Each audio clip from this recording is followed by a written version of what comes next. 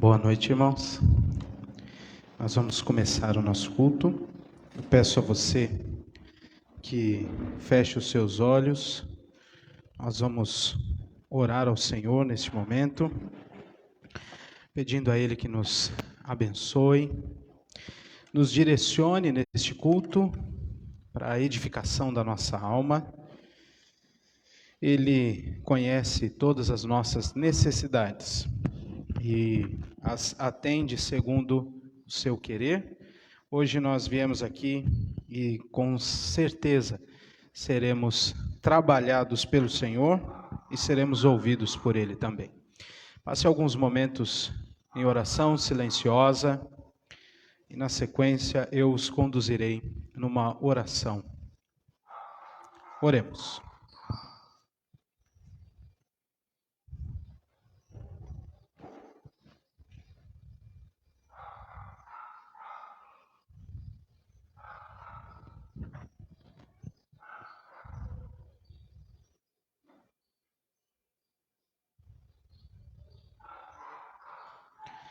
Senhor nosso Deus, nós te louvamos, te agradecemos por mais um dia que o Senhor nos deu de vida, por mais um dia, Senhor, de cumprimento dos teus propósitos e das tuas promessas. Te louvamos porque o Senhor nos transformou e tem nos transformado e aberto, Senhor, os nossos olhos espirituais para que vejamos a tua condução da nossa vida e a condução da história. Te pedimos, ó Deus, perdão por todos os nossos pecados, Senhor. E te pedimos que o Senhor também purifique o nosso coração, para que, limpos pelo poder do teu Santo Espírito, ouçamos claramente a tua voz e também, ó Deus, cantemos e oremos com singeleza de coração, certos de que o Senhor nos recebe em tua presença por causa dos méritos de Cristo. Obrigado por mais este encontro maravilhoso com os nossos irmãos e na companhia deles contigo mesmo. Muito obrigado por nos trazer aqui, Senhor, e te pedimos que o Senhor opere com o teu poder em nossa vida. Em nome de Jesus nós oramos, agradecidos. Amém. Meus irmãos, vamos abrir nossas Bíblias em Isaías capítulo 49. Isaías 49, e nós vamos ler do verso 1 ao verso 13.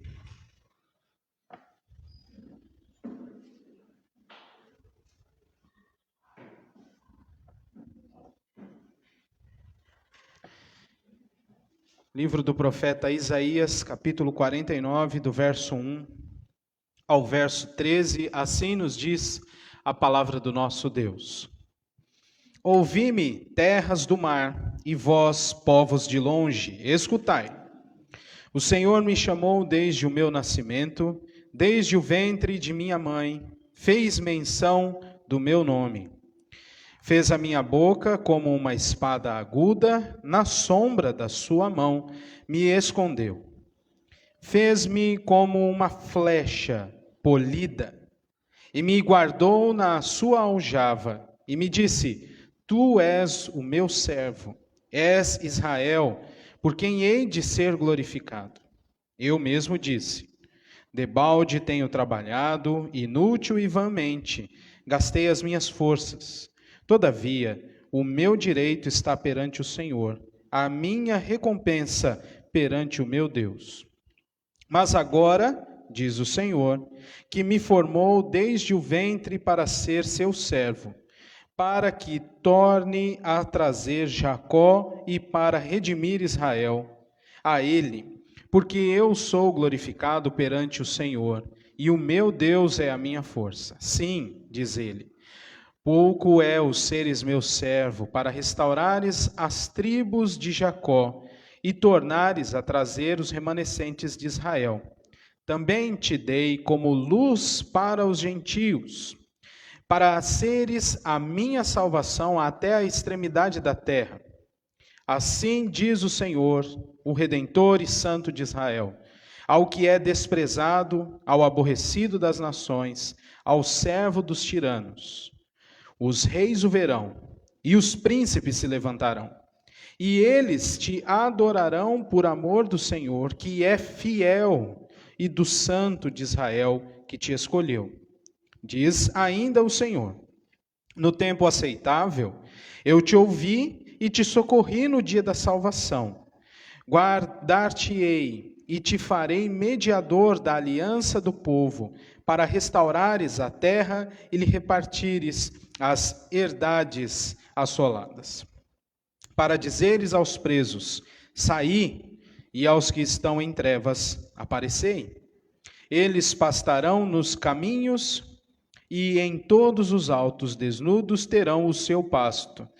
Não terão fome nem sede. A calma nem o sol os afligirá, porque o que deles se compadece os guiará e os conduzirá aos mananciais das águas. Transformarei todos os meus montes em caminhos, e as minhas veredas serão alteadas. Eis que estes virão de longe, e eis que aqueles do norte e do ocidente, e aqueles outros da terra de Sinim. Cantai, ó céus, alegra-te, ó terra, e vós, montes, rompei em cânticos, porque o Senhor consolou o seu povo, e dos seus aflitos se compadece. Meus irmãos, uma palavra maravilhosa de Deus ao povo, por meio do profeta Isaías. E algumas imagens, algumas informações se confundiram com o próprio profeta Isaías em seu tempo. Mas nós, que já estamos aqui do Novo Testamento, conseguimos olhar para trás e enxergar neste texto a ação do próprio Senhor Jesus Cristo, sendo luz não apenas para os de Israel, do seu povo nativo, mas para todos os gentios.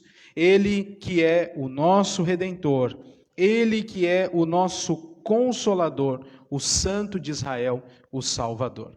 E é com grande alegria que nós podemos hoje estar diante deste Deus maravilhoso, Redentor, porque o Senhor Jesus é este que iluminou o nosso coração, que antes estava em trevas, fez-nos ver a glória de seu Filho, nós que tínhamos olhos escurecidos pela ação de Satanás.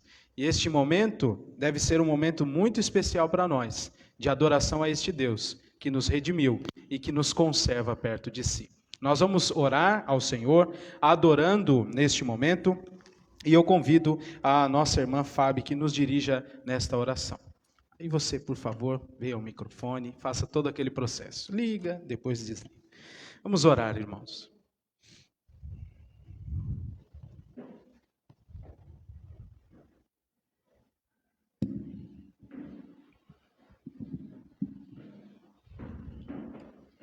Senhor nosso Deus e Pai, muito obrigado, Senhor, por estarmos aqui na Tua casa, por podermos, Senhor, Te louvar, Te agradecer, Senhor, por todas as bênçãos que o Senhor tem feito em nossas vidas. Muito obrigado, Senhor, porque em tudo o Senhor tem nos provido, tem nos sustentado, tens orientado nossos caminhos, Senhor. Fica conosco, Senhor, todos os dias, porque somente Tu, Senhor, és grandioso para nos coordenar, Senhor. Por isso, Senhor, estamos aqui para Te prestar culto e para Te louvar, ó Pai. É o que Te pedimos, que Te louvamos, Te adoramos, em nome de Jesus. Amém. Amém. Eu os convido agora, irmãos, a abrirem as Bíblias em Gálatas, capítulo 5. Gálatas, capítulo 5. E nós vamos ler do verso 16. E vamos passar um pouquinho para o capítulo 6, lendo o versículo 1. Então, Gálatas, capítulo 5, a partir do versículo 16. Este texto nos preparará para confessar os pecados diante do Senhor. Gálatas, capítulo 5, a partir do verso 16.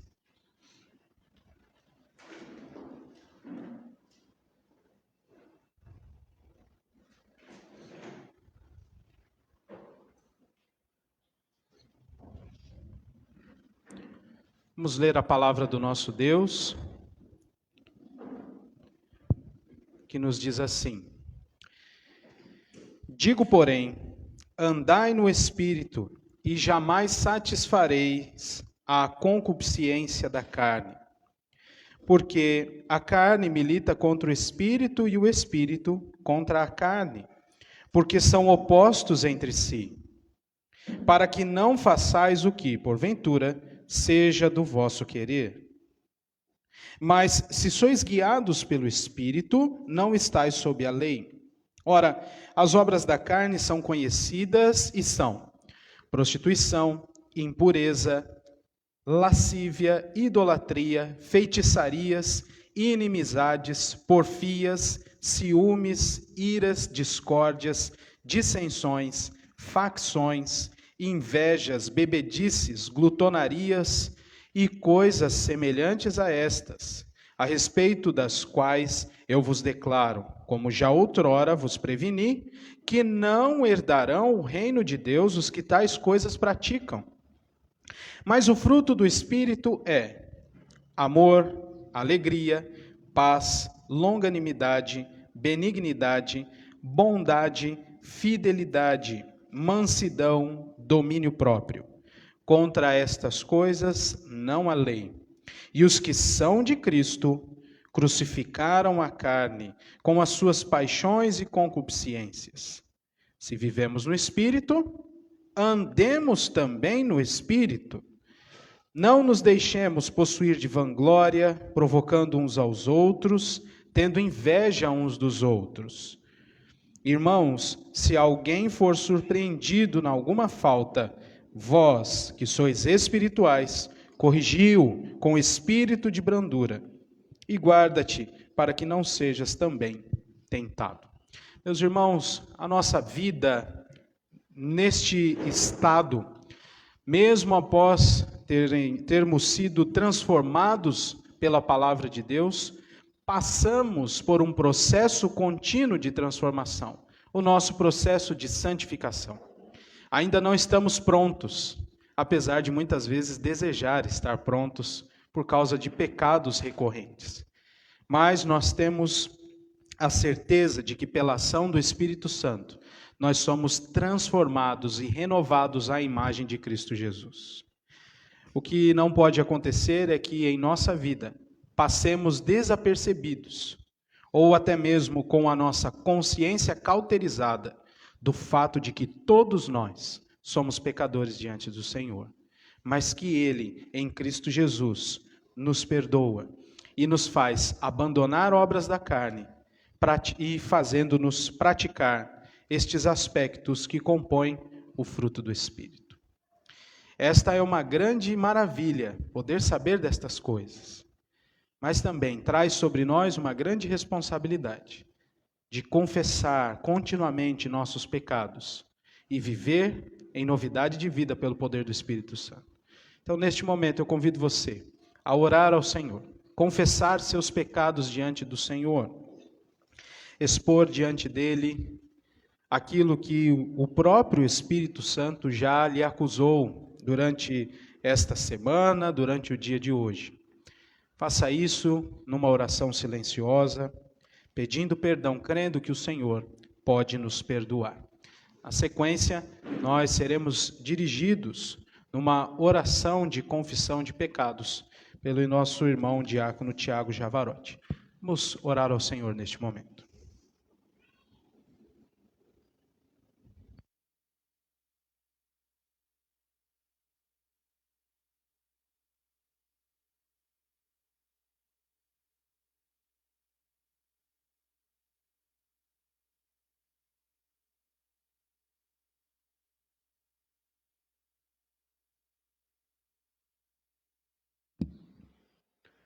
Deus Todo-Poderoso, Pai bendito, nós nos regozijamos por poder estar em Tua santa e maravilhosa presença em mais esta noite. Somos-lhe gratos, ó meu Pai, porque podemos agora nos reunir, mesmo que com ainda algumas restrições, ó meu Pai, mas pelos méritos de Cristo Jesus, ó meu Deus Santo, sem nenhuma restrição diante do Senhor, ó meu Pai. Obrigado porque a despeito de todo o nosso pecado, meu Pai, de nossa, muitas vezes, insistência em errarmos, em continuarmos digladiando com o Teu querer, o Senhor pacientemente, ó meu Pai, nos chama à razão, nos chama para próximo do Senhor, e é isso que clamamos agora, meu Deus. Perdoa-nos, ó meu Pai, perdoa as nossas falhas individuais e as nossas falhas como igreja, ó meu Deus Santo, que o Senhor continue a conduzir essa nossa congregação, o reverendo Felipe, os homens, as mulheres, as crianças, ó meu Deus, para que nós não tenhamos em 2021, em 2022, por nossa culpa, anos mais calmos, ó meu Deus, que nós busquemos retomar, ó meu Pai, a ideia de termos aqui em Balneário Camboriú uma igreja atuante, ó meu Deus, e que nós não nos conformemos, ó meu Pai, em sermos apenas uma pequena congregação. Isso não para nossa exaltação, ó meu Pai, mas para que o Teu nome seja honrado e glorificado nessa cidade. Dá-nos uma noite abençoada e que este culto, ó meu Deus, tenha por exclusivo objetivo o louvor e engrandecimento do Senhor, em Cristo Jesus. Amém. Amém. Amém. Meus irmãos, certos do perdão concedido em Cristo Jesus, nós vamos louvar ao nosso Deus, agradecendo por esta grande salvação. Eu os convido a ficar em pé e nós vamos cantar 2 cânticos. Louvemos ao Senhor e graças dou.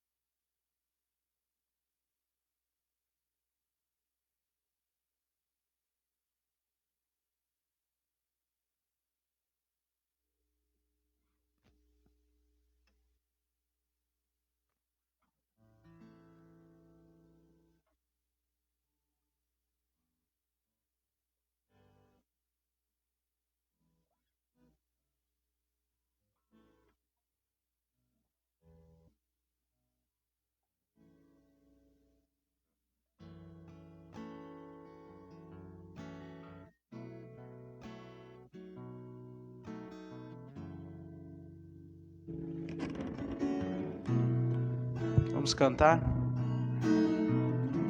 Louvemos ao Senhor, louvemos ao Senhor, adoremos o seu santo monte, nosso amado Pai, teu nome é santo. Vamos de novo? Louvemos ao Senhor, louvemos ao Senhor, adoremos no seu santo monte, nosso amado Pai, seu nome é santo. Louvemos ao Senhor, pois seu nome é santo, pois seu nome é santo. Louvemos ao Senhor, pois seu nome é santo, pois seu nome é santo. magnifiquemos ao Senhor, ao Rei que é digno de louvor, excelso, supremo e muito digno de louvor, excelso, supremo e muito digno de louvor. Louvemos ao Senhor, pois seu nome é santo, pois seu nome é santo. Louvemos ao Senhor, pois seu nome é santo, pois seu nome é santo. Hosana, Hosana, Hosana ao nosso Rei. Mais uma vez. Hosana, Hosana, Hosana ao nosso Rei. Cristo é a nossa vida, o motivo do louvor em nosso novo coração, pois morreu a nossa morte para vivermos sua vida, nos trouxe grande salvação. Hosana, Hosana, Hosana ao nosso Rei. Hosana, Hosana, Hosana ao nosso Rei. Amém. Os irmãos que trouxeram seus dízimos e suas ofertas também podem, neste momento, trazer aqui ao gasofilácio. Ah, sim, é verdade. Estou sendo lembrado que com distanciamento. Cada um em sua vez. Só avisa o violão que ele precisa funcionar aqui. Vamos lá. Uma hora ele funciona. Vamos. Vamos cantar Graças Dou.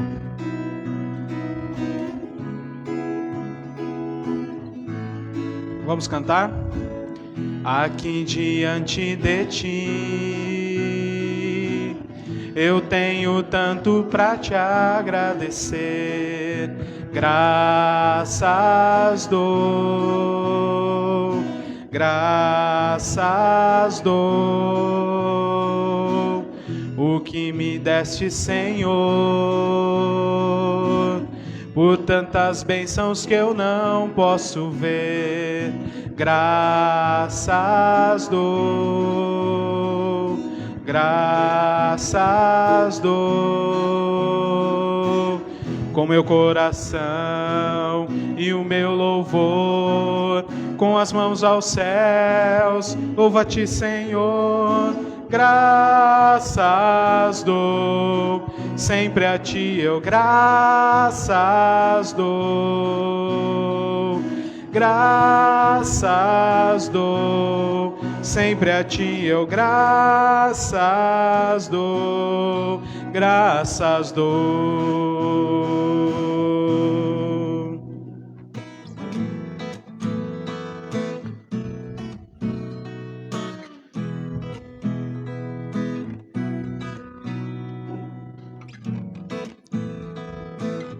Vamos cantar.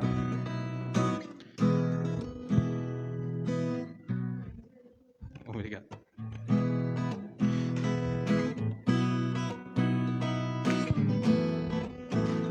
Vamos lá. Tens feito tanto por mim, da escuridão tua luz me tirou. Graças dou, graças dou, por teu amor e perdão, por meus pecados levados na cruz. Graças dou, graças dou, com meu coração e o meu louvor, com as mãos aos céus, louvo a ti, Senhor. Graças dou, sempre a ti eu graças dou. Graças dou, sempre a ti eu graças dou. Graças dou.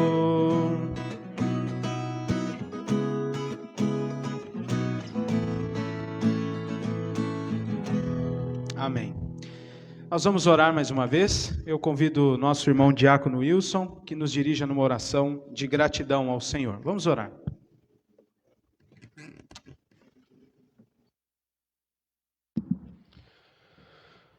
Nosso Deus, nosso amado Pai, nós te agradecemos porque Tu és um Deus maravilhoso, Senhor, um Deus que tem nos dado mais que merecemos, que tem mantido, Senhor, a vida, mantido a nossa saúde, e nós te louvamos, Senhor, porque reconhecemos em Ti, e essa revelação não vem de nós mesmos, mas sabemos que Tu coloca no nosso coração a certeza de que Tu existes, de que Tu nos abençoa e tem mantido a nossa vida, Pai. Obrigado, Senhor, por esse momento de culto, que Tu permite, Senhor, que nós o façamos. Mais uma graça, Senhor, que Tu nos derrama sobre nós o prazer de Te adorar, de cultuar, Pai. E nós te pedimos que Tu aceite essa adoração, esses louvores que cantamos, a palavra pregada, que tudo seja, Senhor, voltado a Ti, que o nosso coração esteja ciente de que Tu és digno de toda adoração e culto, Pai. Obrigado, Senhor, pelos dízimos que depositados, aqueles também que irão transferir as contas da igreja, Pai, que esses dízimos sejam bem utilizados. Dê, Senhor, aos presbíteros e líderes da igreja, pastores, todos que estejam envolvidos na liderança da igreja, que tenham consciência da responsabilidade e do uso, Senhor, racional desses recursos, que seja exclusivamente para o crescimento do Teu reino, a manutenção, Senhor, do trabalho aqui nessa terra. Abençoa, Senhor, mais uma vez te peço nesse culto, abençoa o pastor, Senhor, que nos trará a palavra, que ele não fale dele, mas que Teu Espírito Santo esteja com ele e ele possa nos trazer aquilo que tens preparado para nós hoje. É isso que te peço em nome de Jesus. Amém. Amém. Os irmãos podem se assentar.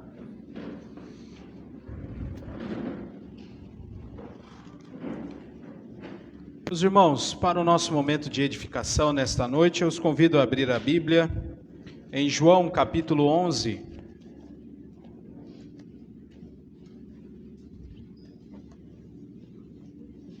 Evangelho segundo João, capítulo 11, a partir do verso 45, nós vamos ler hoje.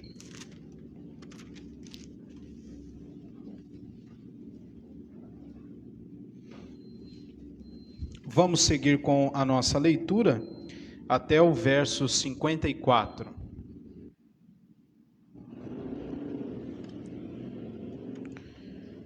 João 11, do 45 ao 54, assim nos diz a palavra do nosso Deus. Muitos, pois, dentre os judeus que tinham vindo visitar Maria, vendo o que fizera Jesus, creram nele. Outros, porém, foram ter com os fariseus e lhes contaram dos feitos que Jesus realizara. Então, os principais sacerdotes e os fariseus convocaram o sinédrio e disseram: que estamos fazendo, uma vez que este homem opera muitos sinais? Se o deixarmos assim, todos crerão nele. Depois virão os romanos e tomarão não só o nosso lugar, mas a própria nação. Caifás, porém, um dentre eles, sumo sacerdote naquele ano, advertiu-os, dizendo: vós nada sabeis, nem considerais que vos convém que morra um só homem pelo povo, e que não venha a perecer toda a nação. Ora, ele não disse isto de si mesmo, mas, sendo sumo sacerdote naquele ano, profetizou que Jesus estava para morrer pela nação, e não somente pela nação, mas também para reunir em um só corpo os filhos de Deus que andam dispersos.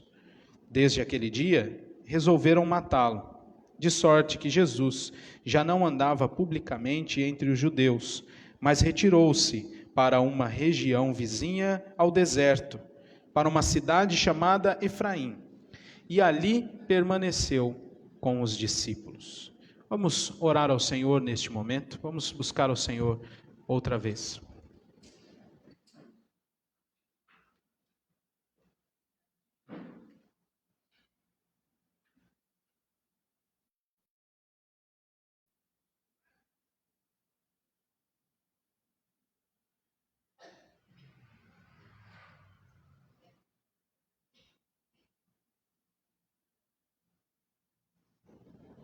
Senhor, nós te agradecemos pela tua palavra que acabamos de ler.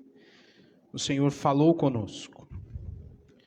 Nós somos limitados, ó Deus, e é bem verdade que não entendemos muito bem aquilo que o Senhor acaba de nos dizer quando lemos e ouvimos a leitura da tua palavra.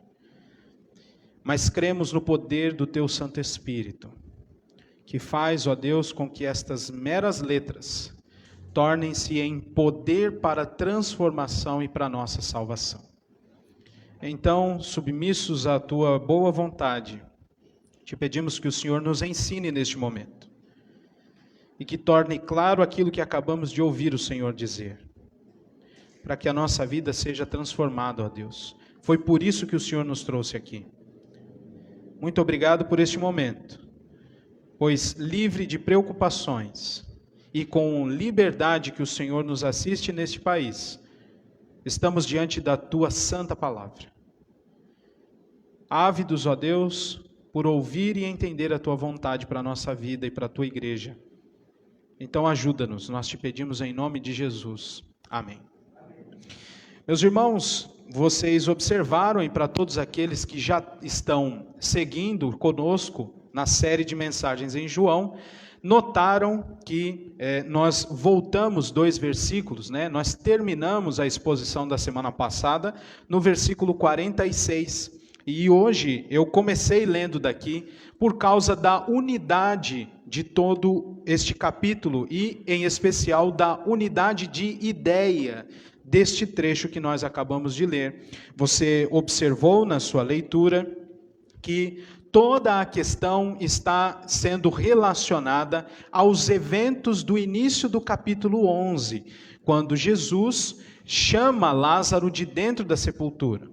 Todas aquelas ações que ele teve, o seu ensinamento para com os discípulos, para o ensinamento que ele transmitiu a Maria, a Marta, e todos aqueles que creram por causa dos sinais de Jesus. E aí, nós chegamos ao verso 45, que nós começamos a nossa leitura, e você observou que tudo o que nós veremos a partir de agora, até o final do capítulo de número 11, tem relação a este sinal que Jesus realizou lá na cidade ali onde Lázaro vivia juntamente com as suas irmãs. Então observe que o versículo 45 e o versículo 46 mostram com clareza aquilo que nós ressaltamos no último domingo, esta divisão que já tem sido marcada desde o início. Aqueles que creem em Jesus, em seus sinais, e aqueles que se rebelam diante dos sinais que Jesus opera. É muito interessante o fato de que nenhum homem, nenhuma mulher da face da terra passa incólume a ideia ou a mensagem do Evangelho. Ainda que esta pessoa não queira aceitar, ela já está dando uma resposta à pregação da palavra. Ninguém, e é por isso que a Bíblia diz no Novo Testamento, que ninguém é desculpável, né? Todos são indesculpáveis, porque tendo o conhecimento de Deus, rejeitaram este conhecimento. E aqui nós vemos estes dois grupos, aqueles que creem em Jesus e aqueles que se rebelam diante da revelação de Jesus. E assim o mundo está dividido. Não tem como viver longe de polarizações, né? A Bíblia tem um pouco dessa ideia também. Aqueles que creem e aqueles que se rebelam diante de Cristo. E o texto que nós temos aí diante de nós é um registro de uma reunião entre fariseus, sacerdotes, os principais do Sinédrio, que foi motivada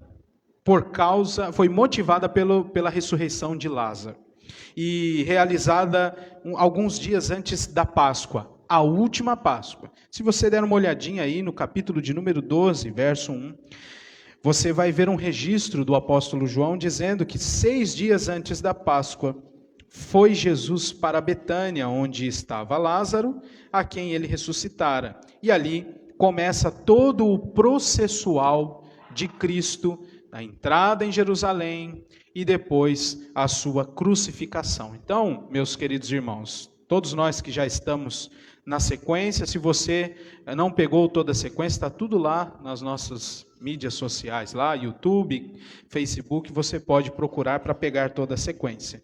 Nós estamos iniciando um caminho sem volta. Estamos indo para a crucificação de Cristo.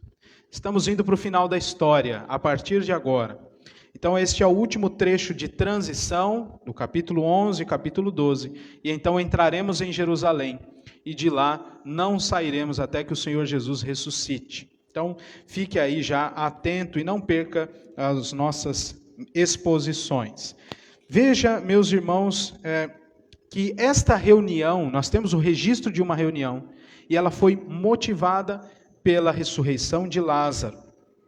E aqueles homens viram na morte de Cristo, o Deus encarnado, uma fonte de lucro e a garantia de não perderem o domínio sobre a nação.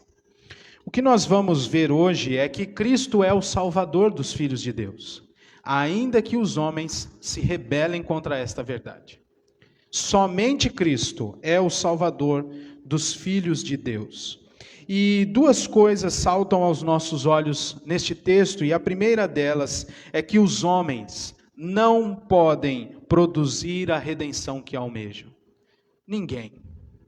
Nenhum de nós. Nem o mais ateu conseguirá produzir a redenção, a salvação que almeja. Somente Cristo é o Salvador dos filhos de Deus. Isso precisa ficar claro diante de nós, e o texto nos ensina as coisas acerca dessa verdade. Então eu quero que você mantenha a sua Bíblia aberta e preste bastante atenção. Meus irmãos, a morte de Jesus é utilizada por muitos ainda hoje como fonte de lucro. E o apóstolo Paulo, na sua primeira carta a Timóteo, vai dizer ali no capítulo 6 que muitos entendiam naquele tempo, e infelizmente ainda hoje, entendiam que a vida piedosa da igreja, ou a vida de um cristão, ou a vida na comunidade de uma igreja, é lucrativa.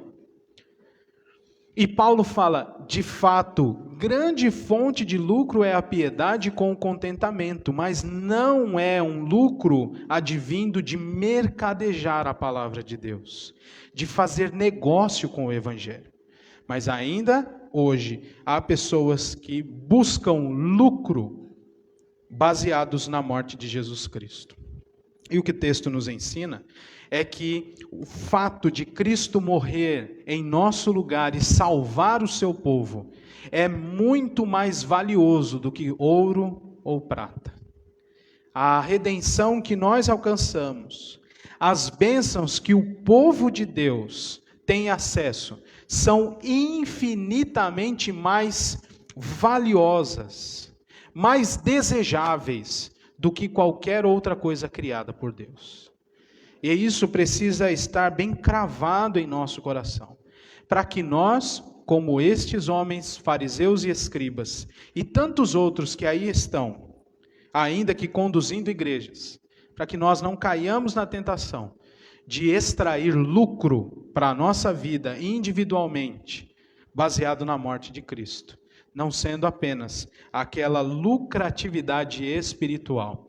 Não é uma apologia à pobreza e à falta de administração financeira. Nós vimos aqui e muitos entregaram seus dízimos e ofertas. Não é disso que eu estou falando.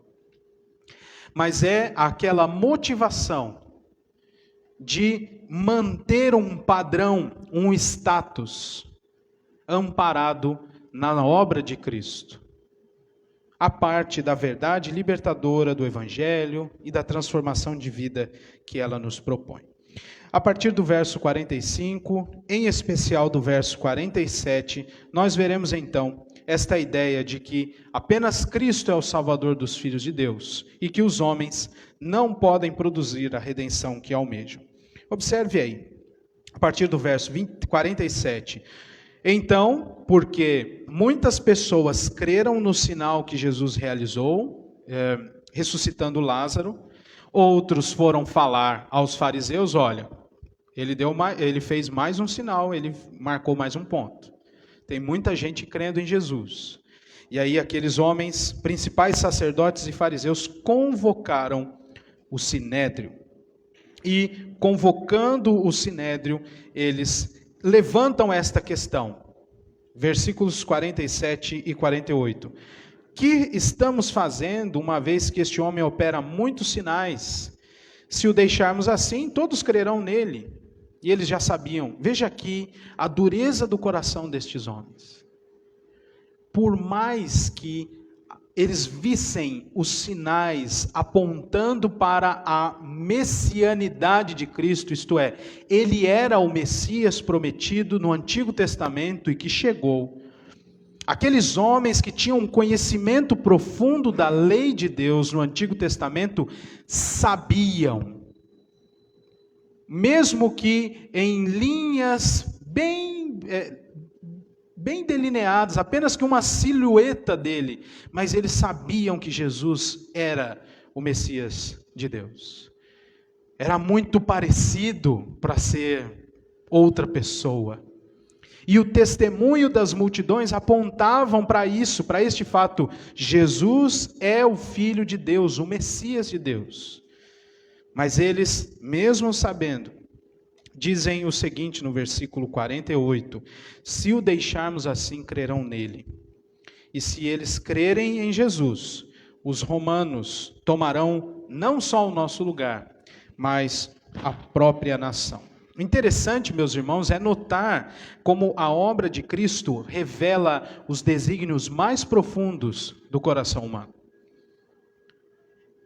À medida em que a mensagem do Evangelho é pregada, é proposta, e o autor da carta aos Hebreus vai dizer que a palavra de Deus é mais cortante do que uma espada de dois gumes. Vai no mais profundo, tem o poder de dividir juntas e medulas e de expor os desígnios do coração do homem. A palavra de Deus faz isso. E vez por outra nós nos assustamos com algumas reações. E fiquem tranquilos, porque algumas delas não são contra nós, são contra o Cristo da palavra. Ainda que nós estejamos ali na frente como embaixadores, e o Senhor Jesus já nos alertou para isso. Se eles me odiaram, odiarão a vocês. Se me perseguiram, vão perseguir vocês. Mas nós precisamos estar sempre atentos. À medida em que a palavra de Deus é lida, é explicada, aplicada, à medida em que nós evangelizamos, o coração dos homens é exposto. Como um pastor amigo meu gosta de dizer, o coração pula para fora. E de fato estas coisas acontecem. Os fariseus e os sacerdotes até se preocupavam com suas tradições, mas utilizavam um zelo pela lei de Moisés por medo de perder o status que tinham. E isso é muito triste. À medida em que vamos avançando no relato do Evangelho, as coisas vão se afunilando. Primeiro, eles não entendem muito bem o que Jesus está fazendo. Depois, eles tentam pegar Jesus numa falha da lei. E agora nós estamos com a verdade escancarada diante de nós. Era inveja. Eles não queriam que Jesus fosse reconhecido, para não perderem o seu posto, para não perderem o seu status. E a lógica daquele sinédrio, daquela reunião, era a seguinte: os sinais que Jesus realizava confirmavam a sua identidade messiânica. E era fato para todos aqueles homens, bem como para todo o povo de Israel, que a partir da chegada do Messias, ele seria o responsável para libertar o povo de Israel do domínio dos impérios quaisquer. Neste caso, o Império Romano estava em atividade. Então, a preocupação destes homens é: chegou o Messias. E o que deveria ser motivo de grande alegria, foi para eles motivo de temor, porque eles sabiam que se o Messias chegasse, ele libertaria o seu povo das mãos dos romanos. E então eles disseram assim: não, eles vão agora tirar o nosso lugar de domínio sobre eles, e depois vão tirar a nação de nós. Não creram no poder do Messias, ainda que tivessem visto, mais próximo do que nós, o Messias diante deles. Eles não creram assim. O que era o Sinédrio? O Sinédrio era uma organização judia que, sob o domínio do Império de Roma, era responsável por superintender os interesses teocráticos dos judeus. Aqui, teocráticos que eu digo é a orientação e a organização do povo todo de Israel, baseado na lei de Deus. Essa é a ideia do sistema de governo teocrático. Deus é quem dá as leis e este povo segue estas leis. Mas eles estavam limitados pelo domínio do Império de Roma. Então, é por meio do Sinédrio que qualquer tipo de acusação de falha na lei deveria passar. E é o que nós vamos ver com Jesus. Ele será acusado falsamente de blasfêmia contra Deus e a base legal vai ser a lei de Moisés. Passa pelo Sinédrio, mas eles não têm o poder de execução. Então é necessária a autorização do Império de Roma e é por isso que Jesus vai passar também pela mão do governador Pôncio Pilatos. Então é mais ou menos esta a estrutura. E o Sinédrio era composto por uma porção de saduceus, de escribas e de fariseus também. Então, baseados nesta lógica, eles dizem: nós não vamos deixar que os romanos tomem o nosso lugar. E que este homem, que é o Messias, tire isso de nós.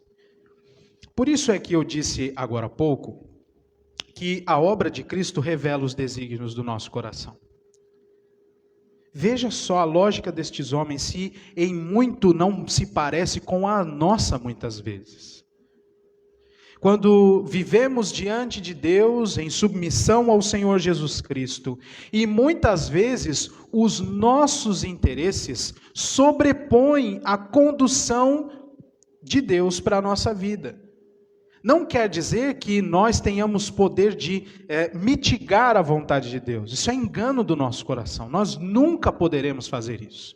Mas muitas vezes vivemos em auto-engano, achando-nos como detentores do domínio de nós mesmos.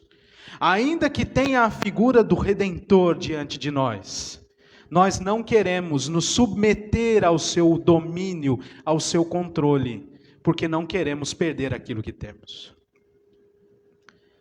E esta é uma das lições mais doloridas para nós, porque mexe no mais profundo do nosso coração, mexe com o nosso orgulho. Note bem, leia de novo comigo o versículo 48. Se o deixarmos assim, assim como o verso 47 explica, fazendo muitos sinais. Se o deixarmos fazendo muitos sinais, os romanos virão e tomarão o nosso lugar e também a própria nação. Você não se parece com isso? Se não, você ore por mim, porque eu me pareço muitas vezes. Egoísta, orgulhoso, achando-me mais redentor de mim mesmo do que o Redentor que venceu o poder da morte. Por isso, estes homens têm diante de si revelados os desígnios do seu coração. E isso continua acontecendo, meus irmãos. O Evangelho vem claramente diante de nós. A obra de Cristo vem diante de nós com clareza. E nós precisamos, com o coração humilde, submisso à vontade soberana e sábia do Senhor, aquietar o nosso coração, ver os seus sinais e segui-lo com fé. Da mesma maneira que Jesus mandou os seus discípulos e que nos chamou também. Segue-me. Deixa tudo e segue-me. É por causa das obras da carne, como nós lemos na liturgia, que muitas vezes nós estamos a caminho com Jesus, mas lembramos de alguma coisa que enganosamente nos parece melhor e tentamos dar um passo atrás. Os homens não podem produzir a redenção que almejam. E atente-se à orientação do sumo sacerdote para aqueles homens. E aí isso vai ficar ainda mais claro. Verso 49. Caifás, o sumo sacerdote, e ele foi sumo sacerdote entre 18 e 36 depois de Cristo. Ele ficou um tempão ali como sumo sacerdote. Porém, ele estava entre eles, sumo sacerdote naquele ano, e os advertiu. Agora preste atenção no versículo, finzinho do 49, passando para o 50. Vós nada sabeis. É a ideia de que eles de fato não conheciam e só estavam dando mostras de que não conheciam. Os frutos desta falta de conhecimento eram perceptíveis e seriam durante o longo de suas vidas. Nem considerais que vos convém que morra um só homem pelo povo e que não venha a perecer toda a nação? Veja só que interessante esta consideração, esta ponderação do sumo sacerdote. A ideia que ele traz aqui para nós é que eles precisavam ter este entendimento. A palavra utilizada aqui por Caifás na sua fala e registrada por João é a palavra que deu, a raiz da palavra que deu origem à nossa palavra lógica. Indicando que as palavras que Caifás emitiu aqui estabeleceram uma falta de conhecimento, uma falta de ponderação, uma falta de estrutura lógica na cabeça daqueles componentes do sinédrio. Foi uma trama mesmo. A morte de Jesus, como dizem aqui os outros evangelhos, foi a traição. Eles tramaram feio para não perder o seu domínio sobre o povo. Foi algo maligno desde o início. E não apenas sendo conduzido por uma das hostes de Satanás, Judas Iscariotes, mas desde o início, daqueles que conheciam a palavra de Deus. Caifás diz, vocês não consideraram, vocês não fizeram uma ponderação acerca da lucratividade da morte de Jesus. Ele deveria morrer para que os sacerdotes e fariseus não perdessem o domínio sobre o povo. De onde eu tirei a ideia de lucratividade? É a palavra que para nós no português aparece no verso 50 como um verbo, convém. não vos convém. Esta palavra é uma palavra que dá a ideia de lucratividade. Então, quando Caifás diz a eles, olha, vocês não consideraram que é lucrativo que morra um só homem pelo povo e que não venha a perecer toda a nação? A ideia é, vamos entregar este homem, para que os romanos não venham e tomem a nação de nós. Que feio, né? Eu estava conversando com meu pai essa semana, e aí eu falei, pai, se não é a gente dar uma olhadinha ali, fazer aquela exegese, a gente até coloca Caifás aqui como um profeta mesmo, né? Como um evangelista. Né? Não vos convém que morra. Aí você fala assim, olha, ele já está pregando a redenção. Não é isso que ele quis fazer. Ele estava ressaltando o benefício de entregar Jesus para que eles não perdessem a nação e não perdessem o seu posto. E então as coisas vão acontecendo. Meus irmãos, me perdoem, mas com todo o temor do Senhor, eu preciso fazer uma ponderação aqui. Há muitos e muitos, em muitas igrejas, líderes que estão utilizando o nome de Cristo em troca de benefício próprio. Há quase um sem número, e o Senhor Jesus nos preveniu disto. É preciso entender que Cristo é o Senhor da igreja, que Ele é o soberano sobre as nossas vidas, ainda que nós tenhamos que abrir mão das coisas que temos, das posições que nós assumimos dentro da igreja, do nosso serviço, Cristo é o Senhor para a glória de Deus Pai. Não é isso que muitos dirão naquele dia final?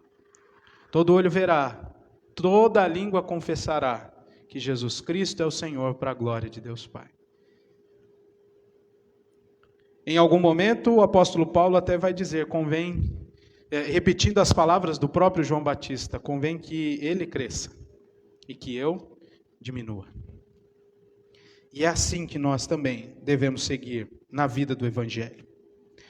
Pois muito bem, estes homens tentaram alcançar redenção para si mesmos, entregando Jesus.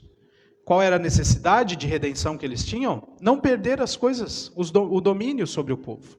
Não perder o controle da nação. E então buscaram essa redenção. Nós fazemos a mesma coisa. Todo coração procura redenção, mas buscará a parte de Cristo se for um coração rebelde. Em paixões, em vícios, em qualquer tipo de satisfação. Na família, no trabalho, coisas que são bênção de Deus para nós, mas que, se são adoradas em lugar do Criador de todas elas, passam a se tornar um ídolo para nós, e desviar a nossa atenção da glória de Cristo. E ao invés de buscarmos redenção no nosso Redentor, tentamos nós mesmos eleger um Redentor para nós. Isso é idolatria, isso é pecado. Nós fazemos isso, muitas e muitas vezes. Não podemos agir como estes homens, porque nenhum de nós pode produzir a redenção que almeja. Nossa redenção está somente em Cristo Jesus. Ele é o único poderoso, porque já tinha autoridade sobre céus, tem autoridade sobre a terra, tem autoridade sobre todos os nossos inimigos, porque é vencedor, como nós estudamos hoje de manhã. E não podemos jamais nos esquecer disso. Mas a segunda coisa que nós temos diante de nós, vai aí do verso 51 ao verso 54, é que somente Cristo redime o seu povo. E o que há de interessante na leitura contínua de um texto bíblico, nós temos muitos benefícios dessa leitura sequencial, é que algumas coisas já são mais tranquilas para nós. Por exemplo, os comentários que o apóstolo João faz dos eventos que ele está registrando. E aqui aparece um comentário. E não apenas um comentário, mas aparece uma aplicação evangélica daquele evento. Isso é muito interessante e eu queria chamar a sua atenção.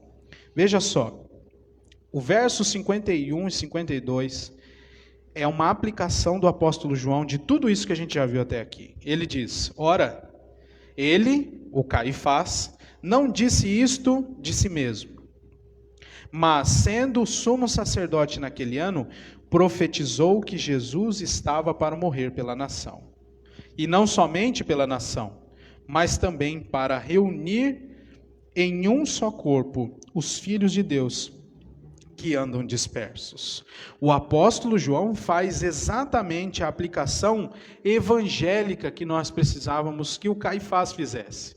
Ou que talvez uma leitura rápida você batesse o olho e falasse: o Caifás é inteligente. Mas ele não era, também foi usado para a morte de Jesus. Quando nós convertemos as palavras de Caifás numa aplicação bíblica, nós encontramos um aspecto importante e confrontador nas suas palavras. Em oposição a uma autodefesa dos principais do Sinédrio e a sugestão do sumo sacerdote que um deveria morrer para que eles não perdessem toda a nação, nós conseguimos enxergar isso aplicando juntamente com João na vida e na obra de Cristo Jesus. Isto não era apenas uma questão de domínio étnico, um domínio nacional, mas isso tinha a ver com a redenção do povo de Deus.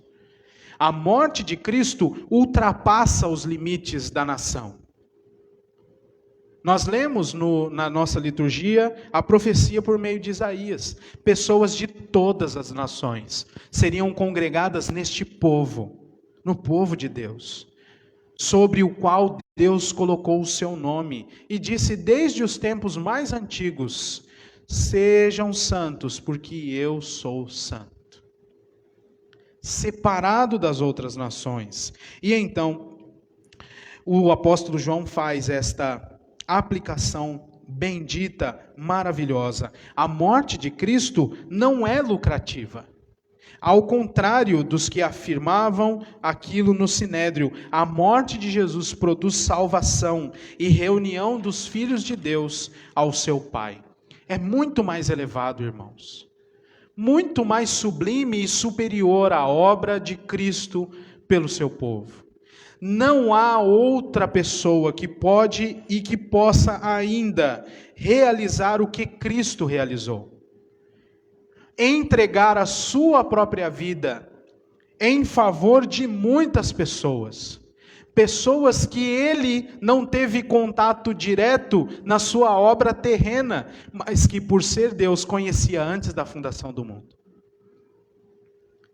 A obra de Cristo ultrapassa os limites de Jerusalém, ultrapassa os limites da Samaria, da Judéia, indo até os confins da terra, chegando ao meu e ao seu coração. E não há salvação fora e à parte de Cristo. Somente por Ele, afirma a Escritura diante de nós nesta noite, Jesus estava para morrer pela nação, e não apenas pela nação, mas para reunir em um só corpo os filhos de Deus que andavam dispersos. E nós estamos bem distante de Jerusalém, né? É bem longe. Alguns já tiveram a oportunidade de visitar lá, mas tiveram que voltar, porque a caravana voltou também. Nem um pouquinho, bem próximo de uma redenção étnica, não conseguiu promover ali. Teve que voltar para cá, para o Brasil. Mas a obra de Cristo ultrapassa esses limites das nações. E dá a garantia ao povo de Deus que a obra está consumada. Como ele bradou lá na cruz. Está consumado, está encerrado. Cristo se entregou em nosso lugar para que nós pudéssemos ter vida e ninguém mais nos arrebatasse das suas mãos. Lembrem-se daquilo que Jesus disse no capítulo 10. Eu sou o bom pastor. O bom pastor dá a vida pelas ovelhas. Todo aquele que o Pai me dá, de maneira nenhuma eu lançarei fora. Ninguém poderá arrebatar das minhas mãos. E ele continua fazendo isso. Ninguém. Nem mesmo o seu melhor amigo. nem mesmo o seu cônjuge, o seu filho, nem mesmo o seu trabalho ou qualquer outra coisa na qual nós depositemos a nossa confiança de adoração, poderá fazer aquilo que Cristo fez por nós. Abandonar tudo o que tinha de mais alto e excelso, se humilhar como nós, morrer por nós e nos livrar do poder de Satanás. Somente Cristo, somente Cristo. Após a ponderação de Caifás, os principais do Sinédrio procuravam lucrar com a morte de Jesus. Observe aí o verso 53. Desde aquele dia resolveram matá-lo. Eles gostaram da ideia de Caifás. De sorte que Jesus já não andava publicamente entre os judeus, mas retirou-se para uma região vizinha ao deserto, para uma cidade chamada Efraim, e permaneceu ali com os discípulos até a Páscoa. E nós veremos isso a partir das mensagens do domingo que vem. Eles quiseram lucrar, contrataram um traidor por 30 moedas de prata, entendendo que o lucro que teriam seria muito maior do que 30 moedas de prata. Eles reuniram testemunhas falsas perante este mesmo Caifás, e depois você leia o capítulo 28, a partir do verso 14. Eles empenharam toda a força necessária para matar Jesus e desfrutar do lucro de não perderem seus postos de domínio. No entanto, o reino de Deus é superior às coisas deste mundo. A salvação do povo de Deus não está baseada na glória deste mundo, nem no sucesso ou na riqueza que este mundo pode nos oferecer. Ela foi executada gratuitamente na cruz e conquistada com o precioso sangue de Cristo. Não é com ouro, nem com prata, mas com o sangue de Cristo. Por consequência, a vida do povo de Deus não está baseada nas coisas desta vida, meus irmãos. E aquele que foi salvo por Cristo deve pensar no céu, onde ele vive. Lembre-se das palavras do apóstolo Paulo escrevendo aos Colossenses.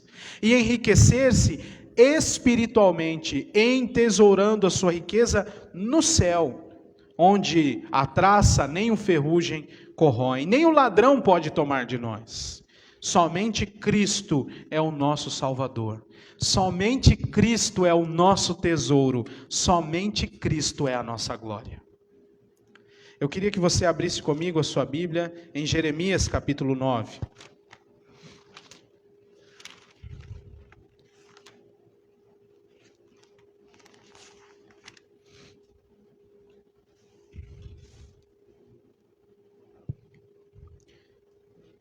Versos 23 e 24.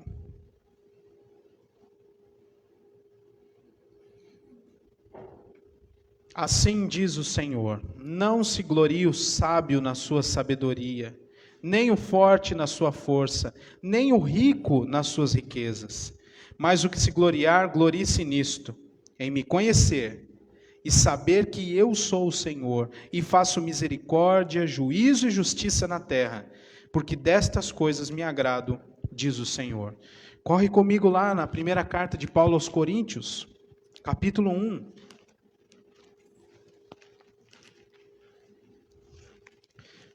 Verso 26.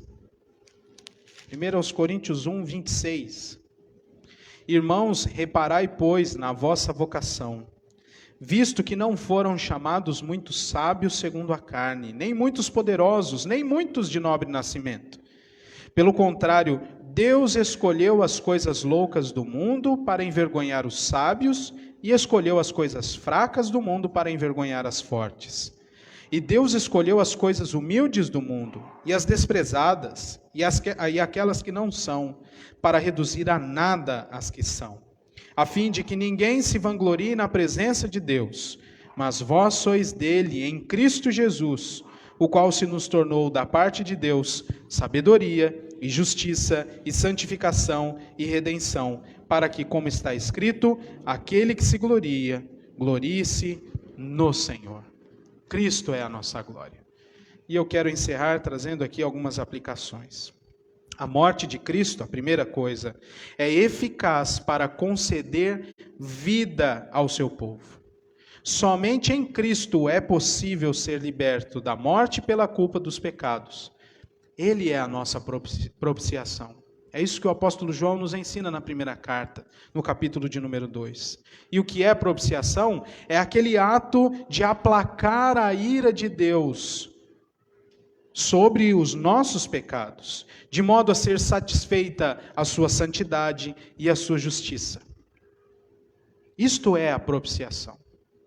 E Cristo é o único que realizou isso. E é por isso que nós também podemos continuar orando em favor dos nossos pecados por meio de Cristo. Porque Ele, como diz lá a primeira carta de João, é a propiciação pelos nossos pecados. Somente em Cristo. Segunda coisa, se estamos unidos a Cristo, também participaremos dos seus sofrimentos. E isso já ficou claro para nós. E vocês se lembram da mensagem da semana passada, e nós aprendemos isso. E a terceira e última coisa, se estamos unidos a Cristo, nós fomos integrados a uma grande nação de propriedade exclusiva de Deus. Não estamos sós, irmãos. E é por isso que nós podemos nos chamar de irmãos de maneira mais inteligível, no sentido de que estamos reunidos pelo poder de Cristo, e não por causa das nossas vidas, dos nossos esforços, pois assim falharemos. Ou faremos segmentações, aquelas chamadas antigamente panelinhas. Mas estamos unidos pelo poder de Cristo. Não estamos sós. A vida do Evangelho não é solitária, e graças a Deus por isso. Assim nós podemos sorrir com os que estão alegres. Nós também podemos chorar com aqueles que estão entristecidos. Nós podemos levantar aqueles que caíram. E nós podemos ser levantados quando caímos. E todos juntos esperamos o retorno bendito do nosso Cristo, pois juntamente estaremos diante do Rei da Glória. A vida do Evangelho não é solitária. Cristo nos reuniu com o poder que Ele tem. Quero encerrar lendo com vocês 1 de Pedro, capítulo 1, a partir do verso 17.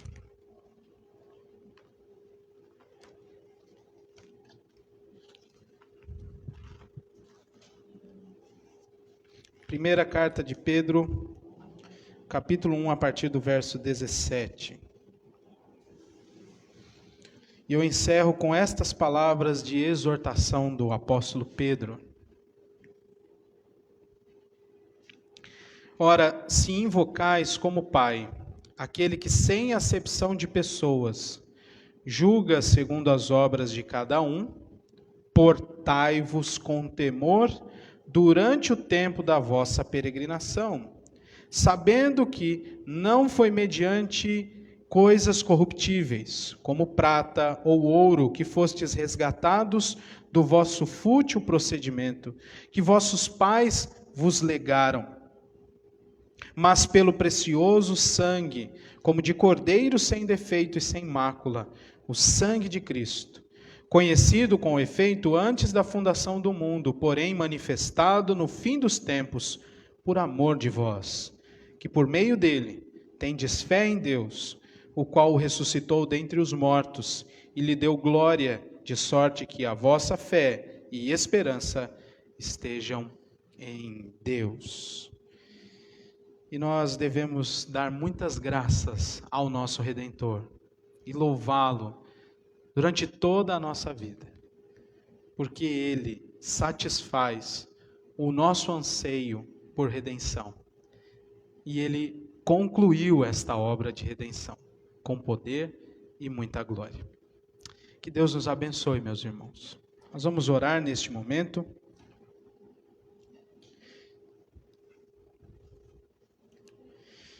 Ó Senhor, te louvamos pela mensagem do Evangelho, que transformou a nossa vida e que segue, ó Deus, fazendo transformações contínuas no nosso coração.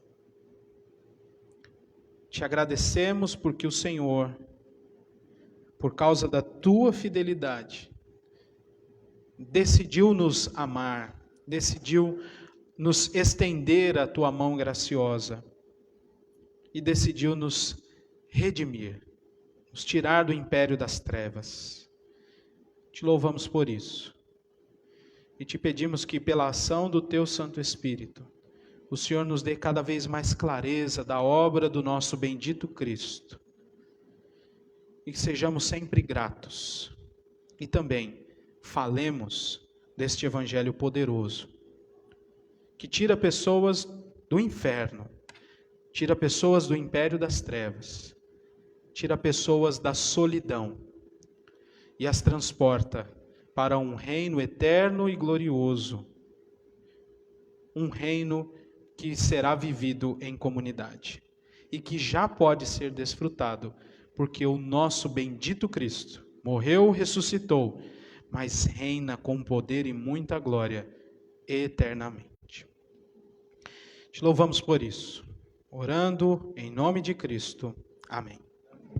Meus irmãos, nós vamos passar agora à celebração da ceia, e eu queria convidar você a abrir sua Bíblia na primeira carta de Paulo aos Coríntios,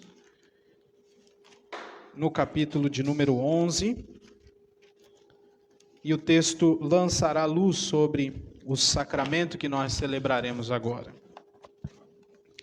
1 aos Coríntios, capítulo 11, nós vamos ler a partir do verso 23. E assim diz a palavra do Senhor: porque eu recebi do Senhor o que também vos entreguei, que o Senhor Jesus, na noite em que foi traído, tomou o pão, e tendo dado graças, o partiu e disse: isto é o meu corpo que é dado por vós, fazei isto em memória de mim. Por semelhante modo, depois de haver ceado, tomou também o cálice, dizendo: este cálice é a nova aliança no meu sangue. Fazei isto todas as vezes que o beberdes em memória de mim. Porque todas as vezes que comerdes este pão e beberdes o cálice, anunciais a morte do Senhor até que ele venha. Por isso, aquele que comer o pão ou beber o cálice do Senhor indignamente, será réu do corpo e do sangue do Senhor. Examine-se, pois, o homem a si mesmo, e assim coma do pão e beba do cálice. Pois quem come e bebe sem discernir o corpo, come e bebe juízo para si. Eis a razão porque há entre vós muitos fracos e doentes, e não poucos que dormem. Meus irmãos, nós acabamos de ouvir a mensagem do Evangelho e da obra de Cristo que recai sobre o povo de Deus. E o momento de celebração da ceia é um memorial para nós, nos fazendo recordar, relembrar aquilo que o Senhor Jesus fez pelo seu povo. Ele entregou o seu corpo em nosso lugar, ele foi moído pelas nossas transgressões, como diz o próprio Deus em Isaías 53. Ele verteu o seu sangue em nosso lugar, para que eu e você não morrêssemos por causa dos nossos pecados. Cristo morreu em nosso lugar. Esta é a obra da crucificação, a obra da redenção realizada na cruz. Todas as vezes, como acabamos de ler, que celebramos a ceia, como vamos fazer agora, devemos nos lembrar do sacrifício de Cristo. E não apenas lembrar, mas crer que este sacrifício é suficiente para a nossa vida. Crer que Jesus Cristo é o nosso Redentor e que sobre nós está o sangue de Cristo, que é o sangue da nova aliança, que foi vertido dele mesmo, e não de animais, como era feito no Antigo Testamento. Então, se você crê em Cristo Jesus como seu Senhor, como seu Salvador, se você crê que de fato Cristo, ainda que não tenha visto, morreu em seu lugar para que você tenha a vida eterna, que aquele corpo de Cristo foi moído no processual de crucificação, mas que ele ressuscitou e foi aos céus, você é bem-vindo a participar desta mesa. Se você crê assim, você também tem a consciência de pecados diante do Senhor. E é por isso que antes de nós comermos e bebermos, nós também vamos orar pedindo ao Senhor perdão por nossos pecados, crendo que a obra de Cristo na cruz, ilustrada nestes elementos, no pão, no cálice, é suficiente para perdoar os nossos pecados. Se você crê assim, está em comunhão com a sua igreja, com o seu Senhor, com o seu Salvador Jesus Cristo, você então é nosso convidado, ainda que não seja membro desta igreja. Mas se você não se enquadra nestes parâmetros bíblicos, não participe desta mesa, para que você não coma nem beba juízo para si.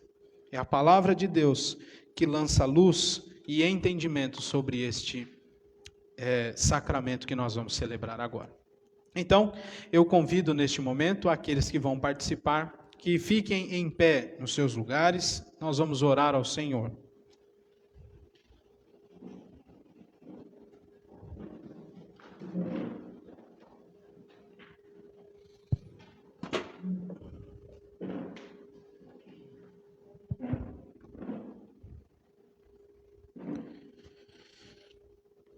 Antes de orar, eu vou dar algumas instruções.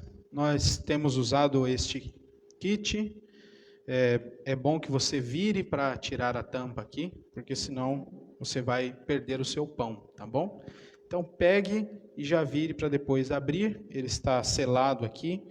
Você pegue, depois que todos pegarem, nós vamos comer e beber juntos, tá bom? Ao mesmo tempo, celebrando a comunhão do corpo de Cristo. E depois você pode segurar e depois, ao final do culto, descartar lá atrás.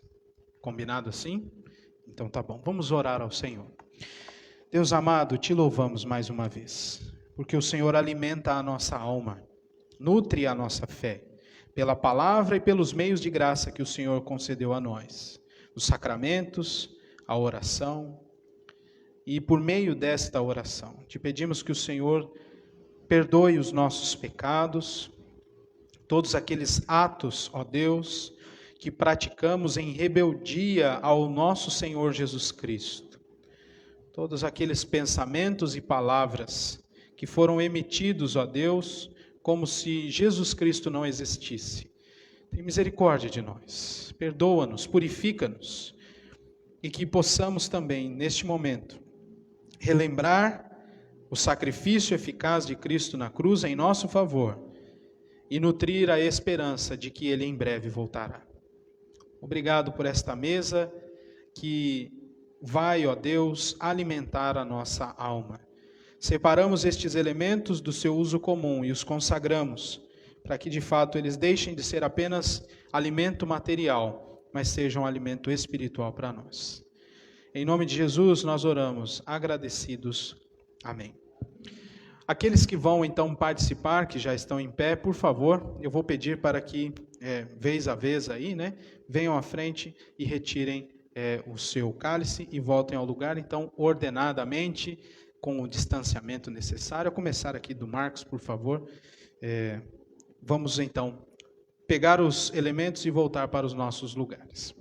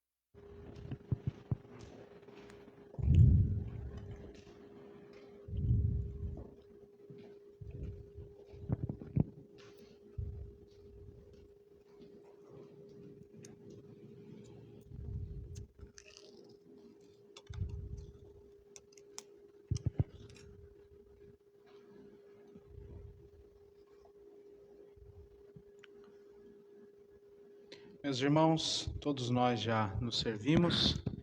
Nós vamos agora comer e beber, como o próprio Senhor Jesus Cristo nos disse naquela noite. O pão, ele disse: este é o meu corpo que é dado por vós. E o cálice, ele disse: este é o sangue da nova aliança, o sangue dele vertido na cruz. Vamos então dizer também como salmista: provai e vede que o Senhor é bom. Vamos alimentar a nossa alma, irmãos.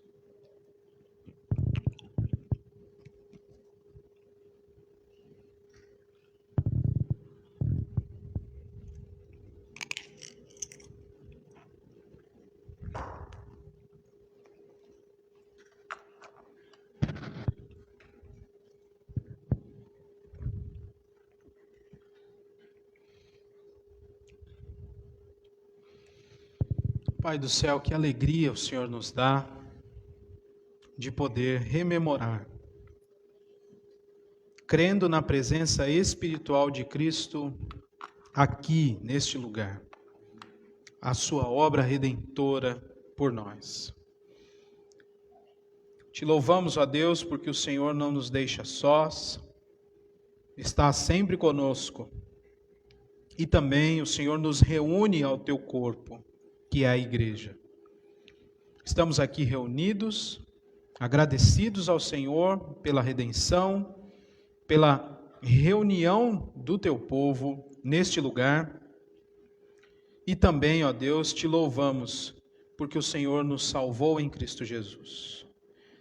Obrigado por esta noite e te pedimos que todo este alimento e esta nutrição que o Senhor nos concedeu hoje possa servir para as nossas batalhas espirituais ao longo desta semana e que, fortificados por Ti, consigamos, ó Deus, celebrar a vitória de Cristo sobre as hostes malignas. É em nome dele que nós oramos agradecidos. Amém. E agora, irmãos, que a graça do nosso Senhor e Salvador Jesus Cristo, que o amor de Deus Pai, que o ensino, as consolações e a companhia constante do Espírito Santo estejam sobre todos nós, até a volta daquele em quem cremos e a quem amamos, Jesus Cristo. Amém. Os irmãos podem se assentar.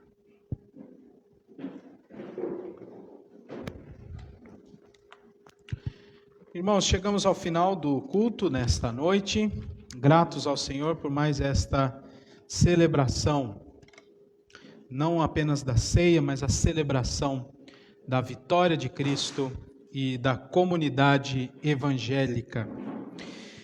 Eu não tenho avisos, apenas lembrando aqui os nossos visitantes. Há alguém aqui que nos visita pela primeira vez?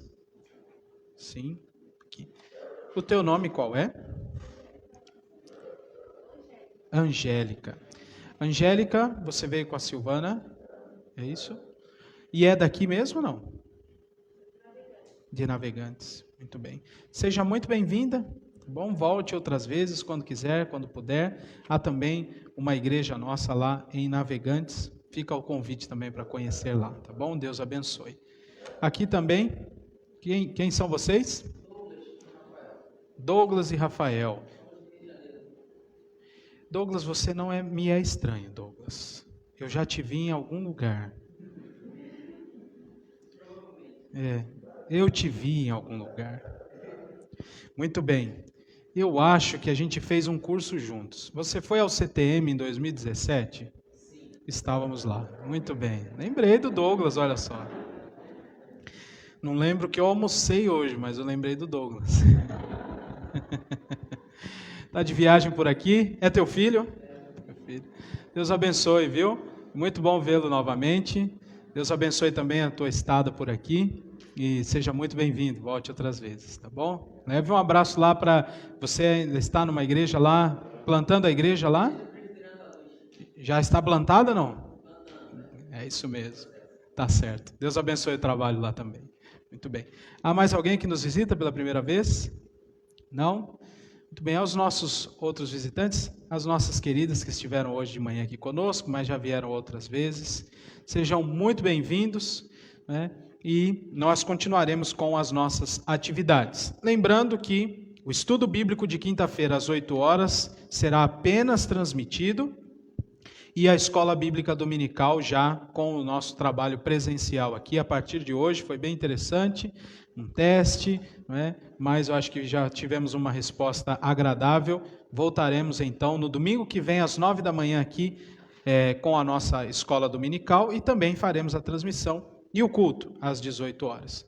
Meus irmãos, domingo que vem é domingo de eleição. Fica tranquilo, não vou falar de política, tá bom? Eu só vou, como pastor da igreja, orientar você. Programe-se para você ir votar, se você for votar, tá bom? Você tem 2 horários importantíssimos que superam a votação. 9 horas da manhã tem escola bíblica e 18 horas tem culto. Você tem que estar aqui. Se você não quiser vir à igreja, você tem que estar na frente do seu computador ou do seu celular, tá bom? É reunião oficial da nossa igreja. E você tem, neste intervalo, para votar. Ficou claro, irmãos? Ficou, né? Eu sou bonzinho, eu não fico brigando com vocês, tá bom? Então, programe-se. Ajeite aí a sua agenda para que você esteja junto conosco às 9 da manhã e às 18 horas, tá bom? Um bom resto de domingo para nós, este início de semana, e que tenhamos uma semana vitoriosa pelos méritos de Cristo. Bom domingo a todos. Deus abençoe.